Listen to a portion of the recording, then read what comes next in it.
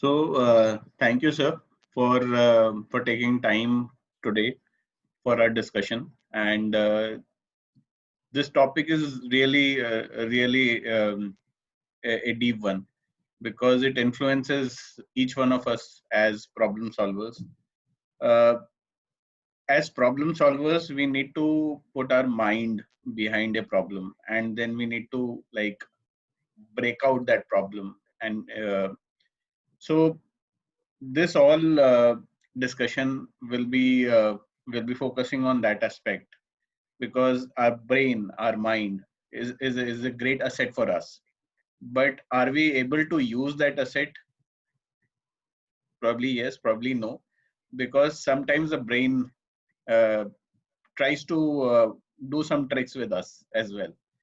So in this conversation, I would like to understand from you uh, various aspects of the brain hacks which we can use in order to be effective problem solvers. Few days back, we were discussing about this movie called Drishyam, and the hero Ajay Devgan, he kind of tells everyone continuously again and again कि मैं अपनी family को लेकर 2 अक्टूबर को पानाजी गया था वहां पर सत्संग अटेंड करने and then he tells all this so many times that it becomes a truth, right? So I would in the first question I would like to understand how uh, how such biases can come in a way while we are trying to solve problems. Thanks, Amol. I hope you can hear me properly. Yeah, I can. Okay. Thanks, Amol, for having me here. Like the old times, it's always a pleasure to interact with you, work with you. And let me also take this opportunity to compliment you. Thank you for this blog which you have started, the website which you have started, where you are trying to talk about the problem solving techniques. You are trying to share the experience which you have had while you were working, or from the experience of other practitioners you wanted to share with the community at large. Believe me, Amol, this is a great service which you are doing to the quality fraternity. This is a great service to the problem solvers. Uh, Coming to the question in terms of movie Drishyam, right? As you rightly said, in the movie, the actor tried to create a image into people's mind by repeatedly using the word "do October" and "teen October" and second.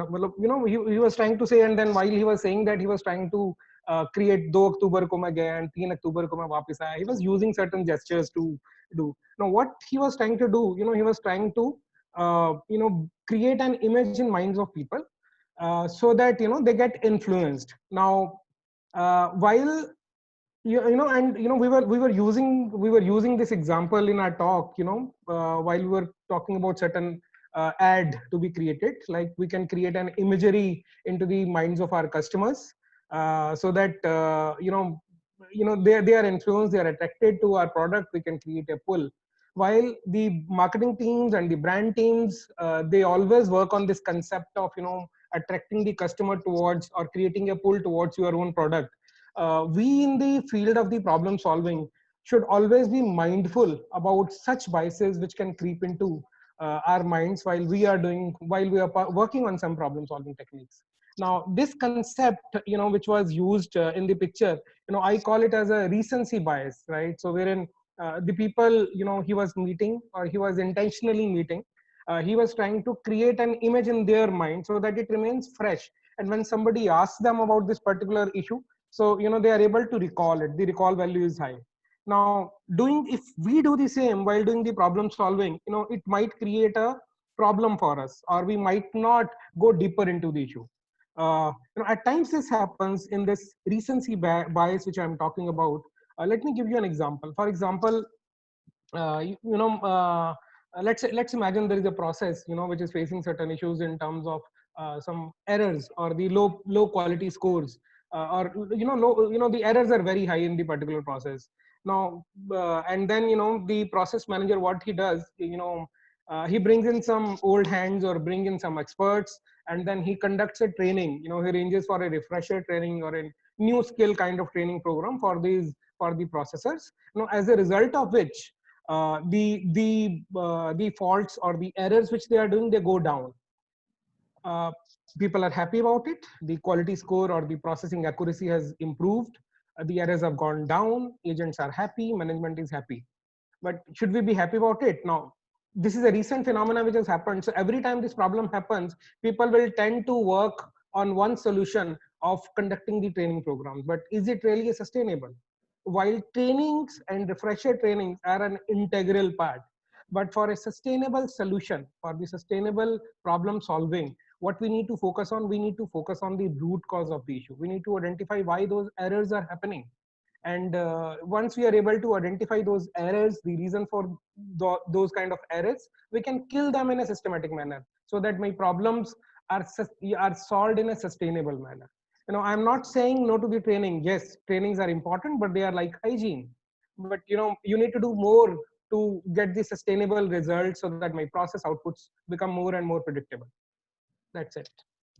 Right. So in a way, you are saying that our past success also comes in a way, right? So a solution which was implemented earlier and it was able to solve the problem. And now again and again we get in a habit to apply that solution, and you may get a result, but you are actually not solving the problem itself. You are probably you are working on the symptoms. Correct. At times what happens that if you are, because of the recency factor, we spend too much time on a non-issue, right? Or because of we are spending too much time on a non-issue or a smaller issue, the bigger things or another core issue which was there waiting to be investigated, we haven't really focused on that. So that these kind of problems which can occur because of this recency bias. So we need to keep our minds open slightly. We need to be mindful of the overall things. And we get into this habit of firefighting, and firefighting is actually exciting because once you solve, you put down a fire, everyone gets appreciated, right? So whatever is recent, that gets addressed, and but you are not able to solve certain things very effectively. And our brains are amazing. Like I heard one of the stats somewhere that a brain gets around 60,000 thoughts in a day, and because of these thoughts, we can become there can be a lot of biases that creep in. I would like you to talk about certain other biases that gets into problem solving, and it reduces the efficiency and yeah.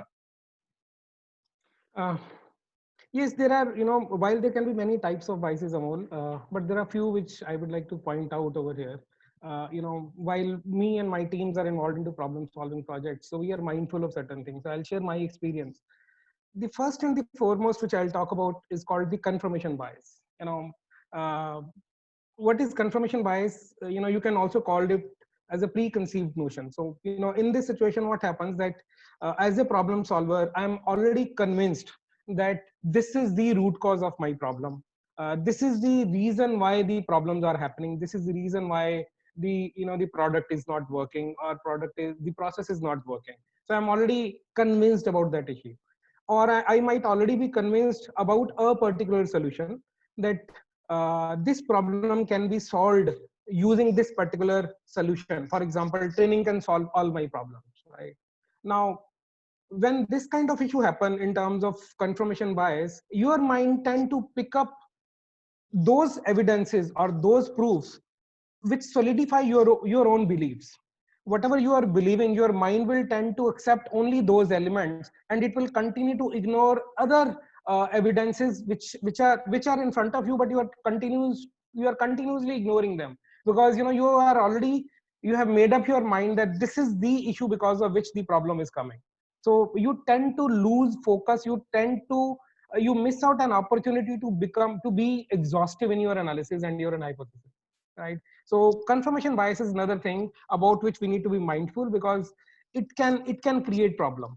Another problem is convenience bias. Uh, we also call it as an availability bias, because typically what happens for doing any problem solving, you need to analyze a lot of data related to the process, and many a times the data is not readily available and you have to work to create that data. uh, but rather than spending time for creation of the data or for collation of the required inputs, we tend to use whatever data is available with us, in whatever form, shape, size it is available. We use that data and try to draw our conclusions related to the problem. So that's another trap we should be mindful of. Let me give you an example. For example, if you're trying to conduct a survey about a particular product, and as part of your survey you are supposed to meet 100 people or 200 people and try to to know their opinion about your product or the process. Now, rather than working about creating your sample size or the identifying the people to whom you can interview, you tend to go to your friends and families or the first person you come across, right? And tend to get their opinions about the product and process. Now, while they will also give you some opinion which might solve your purpose for a short term, but what will happen over here, you may not get the diverse opinions, you may not get new ideas, because all your friends and family, what will happen, or your neighbors where you are staying, when you are trying to meet them, they all come from a similar social background. They would have got the similar type of education, similar type of schooling, similar type of living style. So when so many things are similar, you miss out on some important elements which are needed for solving the problem. So you tend to get as exhaustive, you should get as exhaustive as possible, while either you are collating the data, or you are picking up some sample for the surveys. You should do all that stuff, so that you are exhaustive enough at the planning stage, at the analysis stage, so that the right solutions can be identified, the core issues can be identified, and the right solution for those issues can be identified. So convenience bias is something we should be mindful of. Third is a related element, what is called a bandwagon effect. uh, this is a herd mentality, wherein I will do what my predecessors have done. I don't want to try out new things, right? Maybe my predecessors have faced the similar issue, they have solved the problem by a particular way, they have adopted the techniques, but there is a possibility, while it's important to know the way they have solved the problem, but we should not limit ourselves only to that issue. We should invite more views, we should keep our minds open. Otherwise, we are missing out, as I was saying in the previous type of bias as well, we are missing out some important areas. It's an innovation killer. We might be missing out some out of the box solution which might come from the team or otherwise, right? So let's not follow the herd methodology. We need to be aware of what others were doing, what has brought them the success. They will surely become our best practices, but we should also be open to trying out certain new analysis, new solutions which might work wonders, or which may give us some better output than historically other people would have got. So, Right. in a nutshell, if I talk about recency bias, very important. Confirmation bias, very, very important, because, you are not becoming exhaustive enough in your analysis, and you are ignoring the relevant thoughts which are coming to your mind at times. Convenience, you are being lazy about your data collection plans, or in your research or study. And lastly, bandwagon effect. These are the four things I keep it in mind, while or my team keeps in mind, while we are trying to solve certain issue or the problem. Right. And I very very nicely summarized. I think in these four cognitive biases lies the genesis of all the problem-solving methods that quality has given to us. For example, the cause and effect diagram, although very very simple, very very basic, but what we but what it gives you is the discipline to not only look at causes what are very familiar to you, what you know very well, which are very Correct. recent, but Hmm. to brainstorm problems or causes in each and every area for the man, machine, material, method, and environment. So until Or unless you have whatever done your category you have brainstorming and created.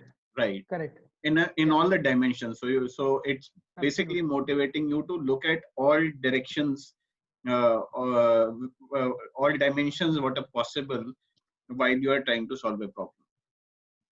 And I think, yeah, diversity angle is a really important angle, because if your teams are not diverse, if they all think same, they think in a very similar manner, it's very very natural to get into a bandwagon effect, because everything, once everyone says something and everyone in the team also have that same kind of opinion, nobody questions it, and then it becomes a routine.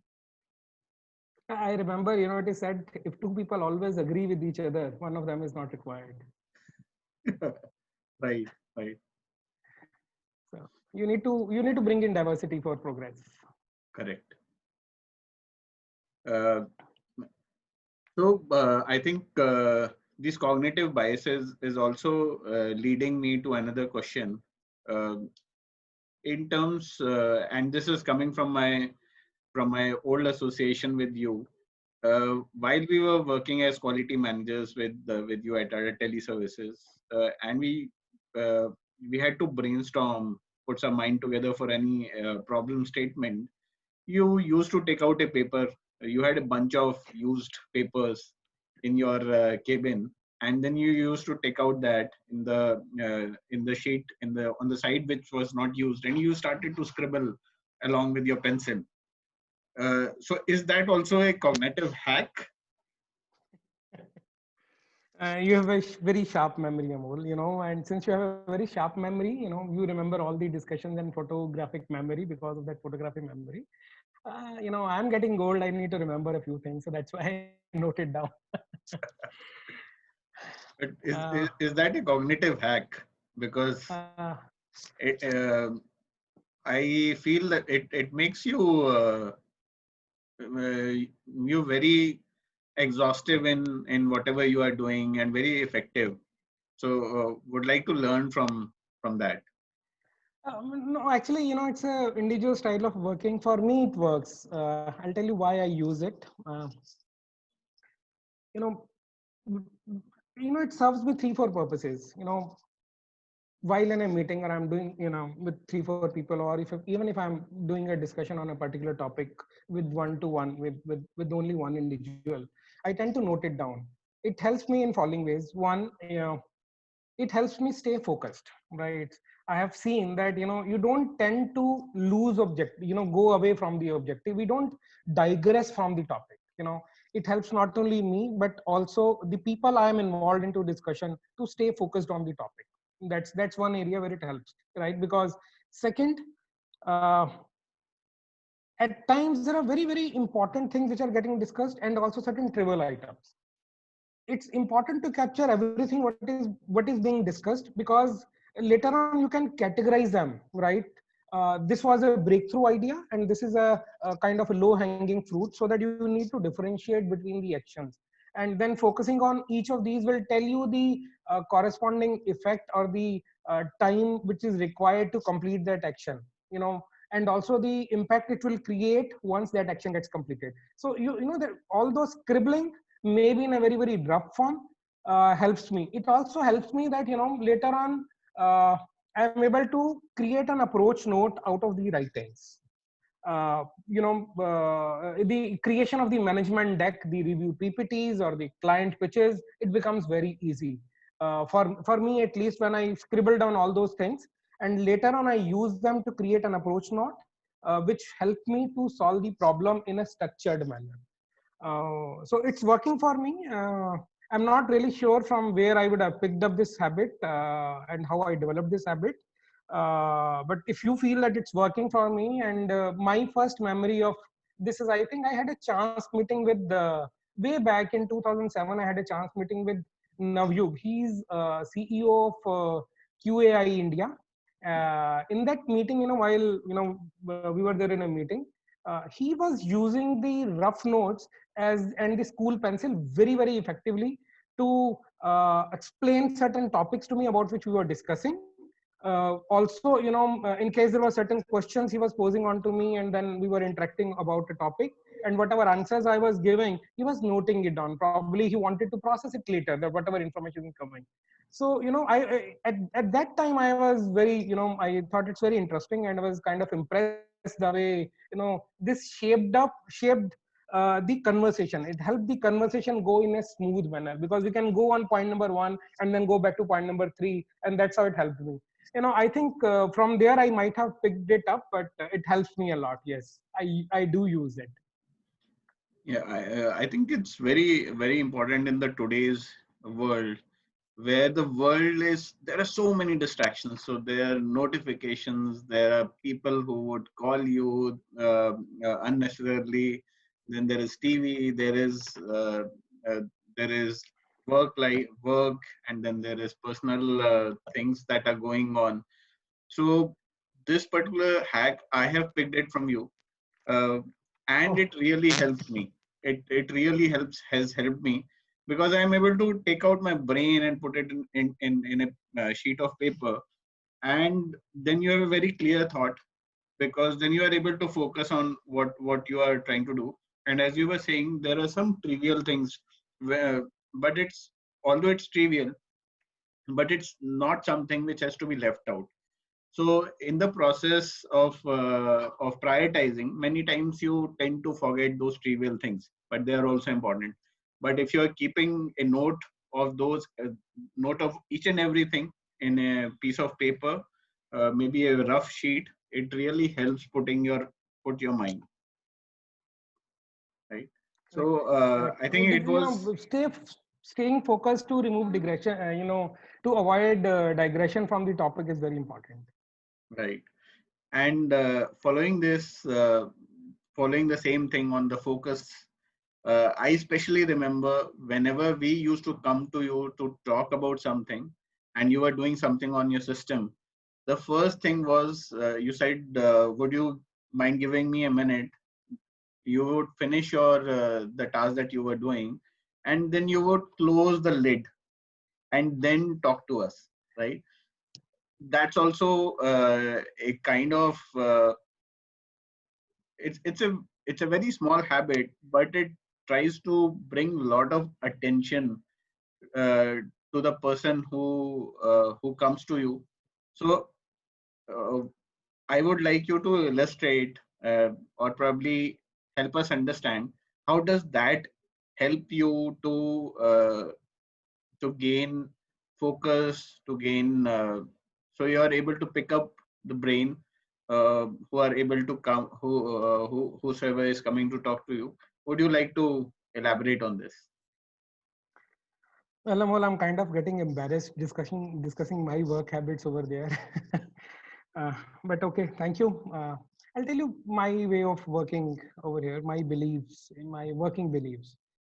Uh, Typically, whenever we are working, around 90 to 95% of our total time goes into execution, and only 5 to 10% time goes into the planning activity, in terms of what should we be doing and how we should be doing it, whatever we plan to do. uh, I'm not saying anything about this ratio. Probably the ratios need to be like that. Around 10% time on planning and 90% on execution. Nothing wrong with that. But what is important is, whenever we are doing this planning exercise, or discussing with our peers or our colleagues or your team members, you are spending a quality time doing that discussion. That planning need to be quality discussion. The earlier example, when I you were talking about me scribbling down certain things, that helps me. Also, it also helped me giving an undeterred attention to the task. If you have come to me or anybody else has come to me, or or I have gone to you, about discussing about certain things, I would like to fully devote my attention to that particular task so that we are not missing out any elements. All the issues, the possible solutions need to be brought onto the table and should be addressed. They need to be properly discussed, maybe in an argument also, if not agreement, but they need to be tabled and discussed for sure. So yes, one thing at a time helps, and I till date I try to follow the same principle, that if I am into some project or a problem solving discussions or any topic which is very important for our work, so I try to give it a focus, I try to give it full attention of mine. Thank you. Right, right. And it's really important because there are a lot of thoughts that keep on coming in our mind. And if we do not focus, we do not do one thing at a time, there is a huge possibility that we become ineffective problem solvers. Right. So to sort of conclude our discussion, uh, we discussed about some biases, and then we also discussed about some solutions in terms of bringing out focus, in terms of uh, uh, having some kind of hacks. What's your advice to problem solvers uh, in the same context? uh, Advice, or I don't know whether I'll call it an advice, but I will definitely share the principles which I follow. First and foremost, which I'll talk about, I strongly believe in Gamba, which is go and see yourself. For all the problem solvers, the first and foremost, we need to go, see, and experience the problem ourselves. We should not be relying only on a piece of paper, which is written on the project charters, or what is written on, when somebody else is trying to explain the issue. Yes, that's important, but Yeah. to the extent possible, you need to go and see the problem yourself. You will have a completely different perspective. You'll be more empathetic to the problem which people are facing, and when you are suggesting certain analysis or solutions, you will be closer to the reality, and people will also listen to you. So that's very important for you to understand the problem to the core. So that's point number one. I Very always, good. sorry for interrupting you. I always remember that it was mandatory for us in Tata Teleservices that you need to do the Gamba walk. Otherwise, you would not get points in your facilitation index, right? And I especially remember I had to do one photon delivery myself along with the rider. Yeah, but that gave me enormous understanding of the situation, the complexities which are involved. So I truly agree with this fact that Gamba kind of is a real eye opener. Correct. It totally gives you a completely different perspective or a new perspective. It's very important. So I strongly believe it. uh, Second element, or another element, if I talk about, we need to stay focused. We need to move away from the trivial issues. We need to stay focused on the problem in hand, right? While we need to keep our minds open, remember we were talking about those confirmation biases. We need to keep our mind open. We should not have any preconceived notion, but we need to stay focused on the issue which need to be solved, right? That's very important, very important for us. Another element, if I talk about, we need to have confidence in our own abilities, right? uh, you know if you are trying to solve the problem and you are not feeling confident about it, then you are going to be right, you will not solve it. You need to have confidence that you have the capability, or you need to have a confidence and belief in the collective ability of the team, that yes, we can solve this particular problem, right? And we need to kill, you remember that while we need to be confident, it should remain to the level that we should not be killing the ideas, or we should be accepting other people's opinion as well. If you remember the story of vanilla ice cream, vanilla ice cream helped General Motors solve their own engine problem. And I'm sure you have also heard about that Colgate story. When they were facing the downturn, and they invited one of some people, the stakeholders, for the discussions. The idea which was given by a line worker help them increase their revenues for the year. So, these are the few things. Stay focused. Go see it yourself. Have confidence on your ability, but also be open to new thoughts into the mind. So I think these are my mantras which I follow, and they have helped me so far into my career. So this is what I can talk about. I'm sure the blogs which you have written about the problem solving, all those things put together. Once we start applying those things into mind, so they are very, very helpful. They will help you solve all those problems. Yeah. It was a really helpful discussion today, because all of these are, some of these are very practical tips that you just touched upon, which if we are able to implement, right, not only know about them, but we are able to implement them in our daily work, we'll for sure will become effective problem solvers. Yes, as we all say, in the excellence, there is a famous phrase which says, to get different results, you need to do different things, right? So we need to do all those things. If we continue to do the same things time and again, we will continue to get the same results. You will not get different results by doing the same things. As I was explaining, implementation is the key. It's very, very important. Yes, Amol, you touched the core of the issue. Yes, while all these gyan and the various other elements, they are good to know, but they will really make a difference once we implement into our work practices. Correct. Right. So thank you, sir, for coming today and discussing on this important topic. Uh, and also about your thought, about your belief in sharing. So we'll continue to do such kind of discussions which are helpful for the fraternity to sort of become more and more effective problem solvers, and also effective people, effective managers. So You're thank you. always welcome, Amol. It will be my pleasure to work with you anytime. You know that. Thank you, sir. Thank you. Thank you. Thank you.